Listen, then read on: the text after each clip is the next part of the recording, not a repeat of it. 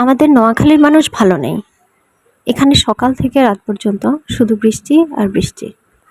অধিকাংশ ঘরবাড়ি তলিয়ে পড়েছে, সেই সাথে গৃহবন্দী হয়েছে অনেক মানুষ। এখানকার মানুষরা খাবার পাচ্ছে না, বাচ্চাদেরকে নিয়ে খুব কষ্টে জীবনযাপন করতেছে।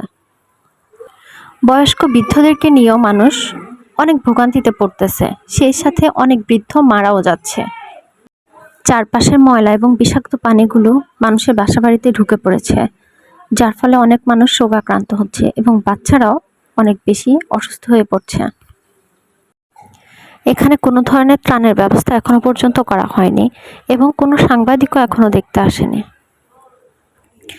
এইখানে গ্যাস নেই, বিদ্যুৎ নেই, কোনো ধরনের নেটওয়ার্ক নেই, যার কারণে জনগণ খুবই ভোগান্তিতে দিন কাটাচ্ছে। তো আপনাদের কাছে আমার একটাই অনুরোধ, আপনারা যে যেখানে থাকেন আমাদের নোয়াখালীর মানুষের জন্য দোয়া করবেন। সেই সাথে আপনারা আমার এই ভিডিওটি যদি দেখে থাকেন তাহলে আপনারা এই ভিডিওটি শেয়ার করে জনগণের কাছে পৌঁছে দিবেন, যাতে যেই মানুষগুলো মোটামুটি সাহায্যের হাত বাড়াতে পারবে তারা যেন আমাদের এই এলাকাগুলোতে এসে কোনোভাবে সামান্য হলেও সাহায্য করতে পারে। তো আপনাদের কাছে আমি আশা করব আপনারা আমার এই ভিডিওটি সকলের কাছে শেয়ার করে দিবেন, সকল জেলায় এবং কিছু বড় বড় মানুষের কাছে যারা আমাদেরকে সাহায্য করতে পারে।